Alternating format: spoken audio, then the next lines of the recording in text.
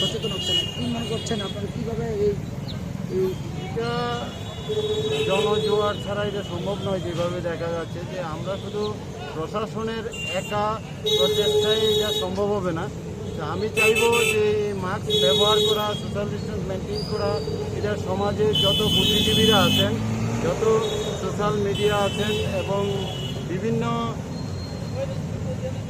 Organisation আছেন, সবাই একত্রিতভাবে যে যার মতো করে এটাকে প্রচারে নিয়ে যেতে হবে এবং প্রত্যেকের মধ্যে যদি সচেতনতা বৃদ্ধি না করা যায় তাহলে এই মাসটা 100% সাকসেস করা খুব কঠিন।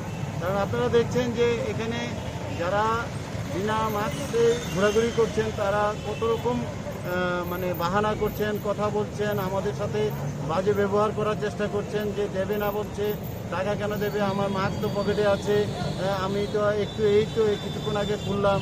সেটা তো আসলে কথা নয়। কথা তো মাস্ক পরতে হবে। আমরা এখানে ফাইনটা কোনো উদ্দেশ্য নয় যে ফাইন করা। আমাদের উদ্দেশ্য হচ্ছে, প্রশাসনের উদ্দেশ্য হচ্ছে 100% যাতে প্রত্যেকেই মাস্ক পরা থাকে। এই কোভিড-19 সংক্রমণ থেকে উদ্ধার হওয়ার জন্য মাস্ক পরা, সোশ্যাল ডিস্টেন্স মেনটেন করা এটা খুবই দরকার।